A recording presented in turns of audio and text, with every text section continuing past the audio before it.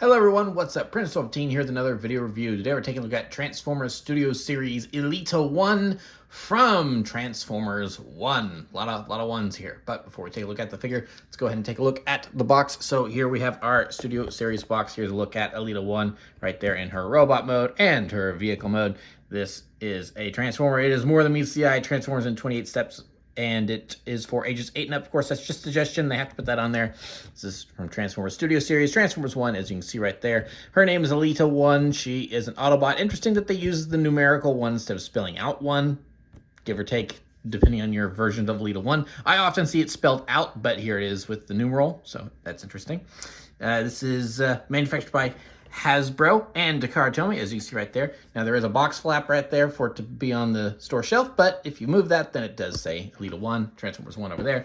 Here she is on the side, Transformers 1, Studio Series on the side. It's kind of just the rest of the artwork there. She's an Autobot, and as you can see, and she's Deluxe class in several different languages. On the back, here is a picture of her in her cogless form from the movie. Her short little bio there. There she is on the box, Transformers in 25 steps. This is made out of recyclable plastic. She's an authentic Transformer, no Chinese knockoffs here. And, don't eat the recyclable plastics because it's not good for your digestive health. So here we have ELITA-1 from Transformers 1, the animated movie in her bike form, I guess. So here's the funny thing about her.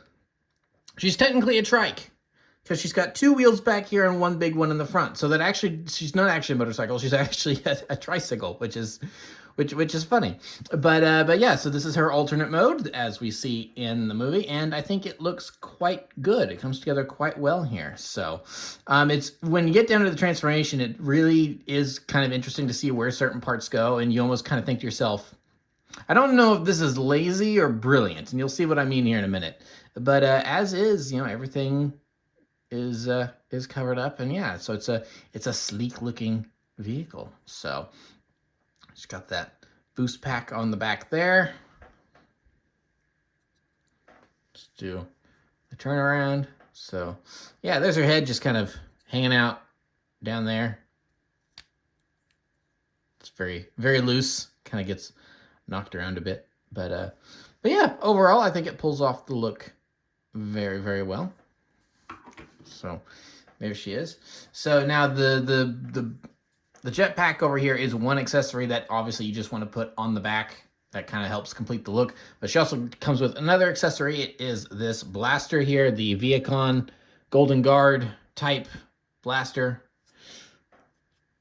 So move the handle around as you wish. But then this will just peg in over here in that slot there if you want it facing forward. Another thing you can do is that you can use the peg, and no, actually, you know what? I'd never actually tried this, but no, that does not peg in there. So yeah, so then you could also do that as well. That works. But no, you can't. Does not fit in that hole. That's interesting. Why have a hole there? I guess it's because she's got a hole there in the design of her figure, or the character model in the movie. But so yeah, so that's weapon storage if you want it, but we'll put that to the side for now and move on to some size comparisons. So here we have Deluxe Class Optimus Prime. So there she is next to he who would be Prime. I mean, he's already in his Prime mode here. No Orion packs to speak of, just Optimus Prime. And then here we have B127. So there's how they all look together, and yeah, it's a nice lineup. I really like the different colors we have going on here and everything, and the various different shapes. They all look very, very pleasing to the eye. Because you got the boxy Optimus Prime, then you've got the kind of sleeker Bumblebee and ELITA-1 and everything. So, and of course the differences in color. Now again, I do wish that Optimus's colors were a little bit more vibrant to go with ELITA and B, because the yellow is a little toned down, but it still pops a lot more than the kind of dull red and blue that we have there. And then obviously we've got a lot of the bright hot pink here with ELITA-1. But yeah, overall, they look pretty good together.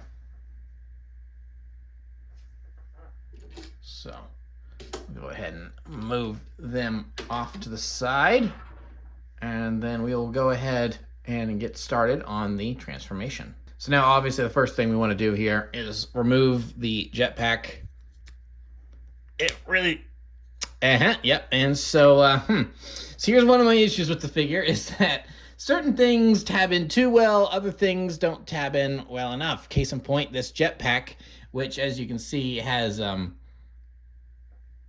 ripped this out of its little post right here, which is just friction tab, so it goes back in there easy once you remove it. But yeah, this I thought I was being careful with it. There we go.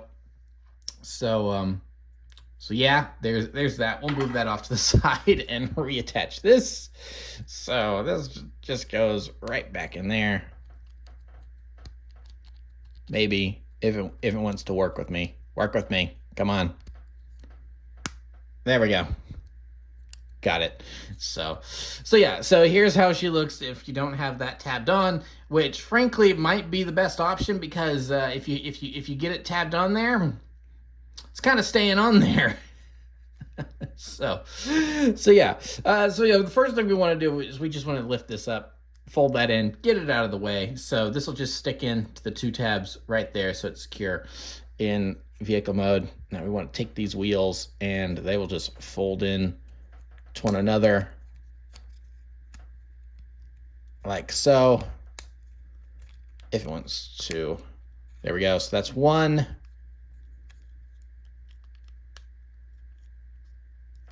Just a matter of figuring out which, there we go, which side bends here.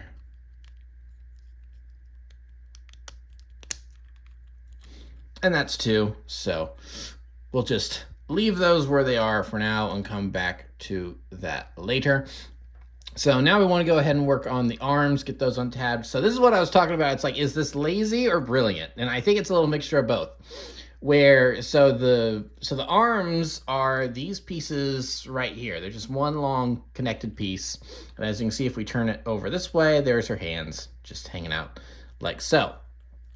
So we've got these. So these are all of her arms right here, and they just kind of tab in. They just kind of fit ever so nicely in this little slot right here. They don't actually tab in there, because where these arms actually tab in is up here, just under there. So to work on the arms, we want to lift this up, and then that will get that untabbed. So you've got these tabs that go in right here, and then you've got these tabs that then go in right here, and that's what tabs all of that. So now that we've got that done, just move the arms and get them out of the way like so. And then to finish them up, we just want to take these panels here and flip them around like so. If I can get a grip on them, there we go.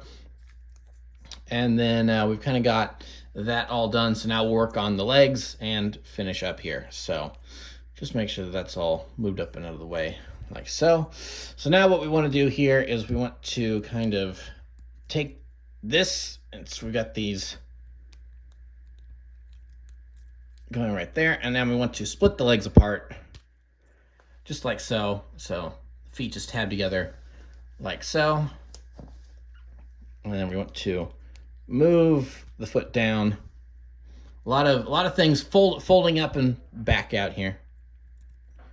And then we've got the little heel that will just flip out there, and then we've got this big kneecap, and then we just want to bring this back in, and then that will just kind of settle in there. And then we've got a leg all done. So we'll do the same thing over here. Bring this foot down, flip out the heel, bring up the knee, and then that'll just kind of fit right there, nice and snug. And then position those knees how we want. Now we'll finish up here. So we want to take her head and flip it down like that, rotate her head around. And then now here's kind of one of the tricky things about this figure is how she kind of comes together here. So you want to fold that up, and then it's just going to fit in the little grooves of the wheel right there, just like so, as you can see on either side. Now, it's not a terribly snug connection. It just kind of more or less just kind of fits in. One thing you also want to do is it helps if you've got that pushed forward like that. So then that way it's kind of, so that way these pieces are kind of angled up appropriately like that. And now we'll just go ahead and finish up on the backpack. So you've got those two tabs there. We'll just go to that tab there. Just do that. And then we want to fold that in and fold that in. And then as you can see, that's just how easy that comes apart, but then it just pushes back up. Easy peasy like so. So now we'll just go ahead and get her situated.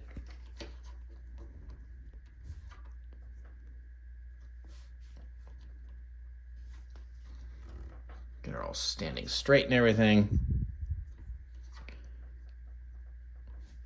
And yeah, so there we have ELITA-1 in her robot mode. And yeah, so it's a pretty good looking robot mode. I think it pretty well captures how she looks in the film. Just get a look at her face sculpt here.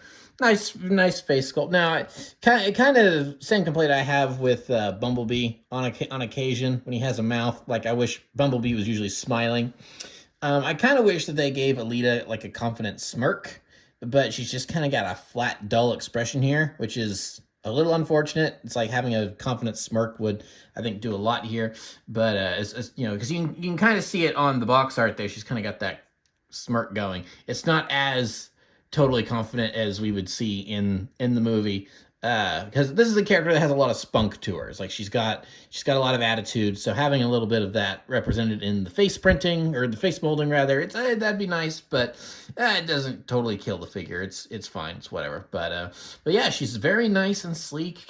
Captures the proportions of what we see in the movie very well. I love these little details on the shoulders. There's just something about her shoulders being so round and everything. It really reminds me of what her shoulders remind me of a lot is L337 from Solo, A Star Wars Story. Something about that. It's just that kind of weird curved shape up there for the shoulders. I don't know. There's something about that I like seeing represented here. So yeah, overall, a pretty decent robot mode. Now, as I kind of mentioned a moment ago, you do have that is a big issue here, is that does just fall apart very easily, which is unfortunate. But it clicks back in pretty well, so it's not the biggest deal. It's just like, I wish they'd made that a little bit more snug. But everything else works out for the most part pretty well. I like how they did the legs and the transformation with it and everything. The panels that make up her legs here, they could have made it a little bit more of an obvious thump or something, or a connection or something when you fold it back over, because it just doesn't really feel like there's anything holding it in place other than, I guess, the strength of the friction from that right there. But you know, it holds it fits. Like, there's nothing really loose on her except for that chest plate and everything that holds her torso together. But other than that, yeah, no, it's a pretty solid figure overall, besides this one little issue up here. So we'll now give her accessories. So she's got the blaster here. She takes from one of the guards. So she's got her big gun there. And then you can also equip the jetpack. Just tabs in right there, as we can see. Maybe, in theory, possibly. And so, yeah, so that's there we go. So yeah, now she's kind of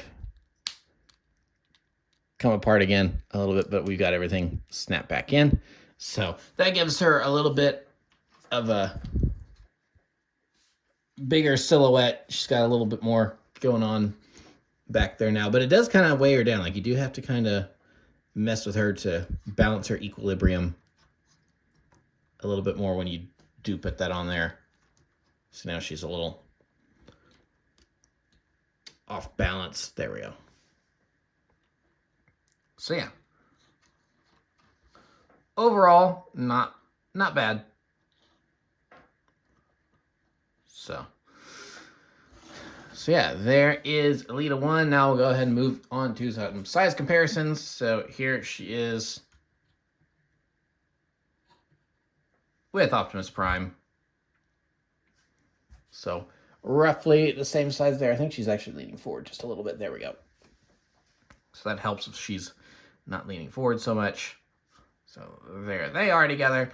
And then we'll bring in B127 to complete our main trio of the cast who don't go crazy and become tyrannical dictators. So we got tallest to smallest here. So yeah, they look pretty good together.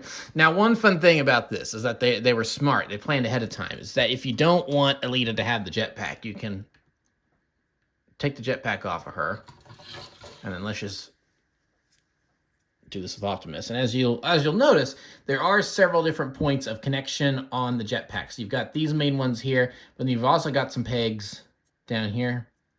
I'm pretty sure this is one down here. And then these will just tab on to the other bots as well. So just get that on there. So yeah, so now Optimus has a jetpack.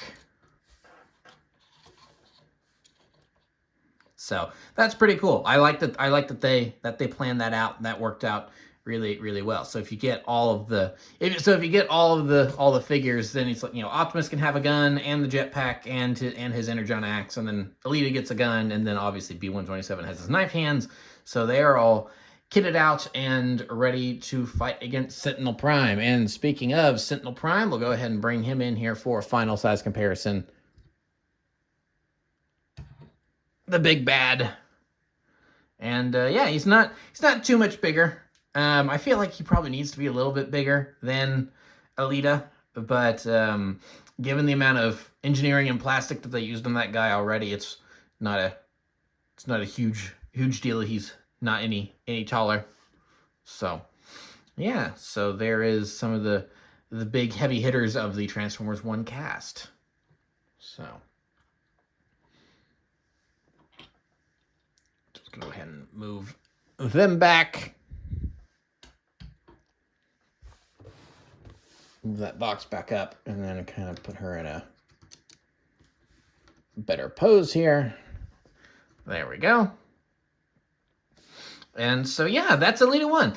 So yeah, she's an okay figure. The chest thing does get annoying how that pops out so easily. I really wish that was a more secure connection. And so it's like, yeah, whenever you're messing with like the jetpack or anything like that, it does, like her top torso area does just kind of fall apart really easily. So so yeah, your mileage will vary with her. I've also noticed something. I don't know if this is just a me copy or what, but it also seems like she actually has 2 left feet. Because like obviously the left foot is supposed to have this little thing on the end to then tab in to right there. But then this foot also has that, but it tabs into nothing. So I don't know if all the copies are like that, or if that's a production error on mine specifically, because you would think that the right foot wouldn't need that, or maybe that was done intentionally because they're like, why bother designing an identical right foot that doesn't have the tab on there? It's like, just make the one foot and copy paste it, and it's like, we don't need it. But I do find that funny, is that she's got 2 left feet. So just a fun little tidbit that I forgot to mention about the figure until just now. So yeah, I mean, I think she looks really good. It's just that top portion can be a little bit fiddly if you're trying to mess with stuff. So that's why I typically just leave the jetpack off of her. Also, it's like, it does tend to get stuck in vehicle mode, as you saw there. So that's a bit of an issue. And I've also seen stuff online where it's like the whole the whole torso assembly will just kind of fall apart on you. It's like that's definitely your mileage may vary on that, because I'm pretty sure it's like mine, like I demonstrated, mine will come out, but it will pop back into place really easily. But I'm pretty sure I've seen some cases where it's like that'll hardly stay in at all on certain copies. So so yeah, it's just kind of the luck of the draw with Elita there. But when she does work as she's supposed to be working, I think she pulls off the design really well. It was not an easy design to translate into toy compared to Megatron or Optimus or Bumblebee or Sentinel Prime or pretty much any of the other Transformers 1 designs. She is so sleek and thin that I was kind of questioning looking at her character model there. It's like, how are they going to pull this off? I kind of question how they're going to pull that one off. And I think they pulled it off pretty much as well as they could have, other than just the tabs on the torso. It's like, if they had made those just a little bit, like, just, being able to stick in there just a little bit easier, maybe it would have been that much better. But as it is, I think they did a pretty good job. So yeah, that's pretty much going to be it for this review. And remember to like, comment, subscribe, all that great stuff. Remember, follow me on Twitter and Instagram. Those links are in the description below. And I'll see you guys next time. Thank you so much for watching, and goodbye.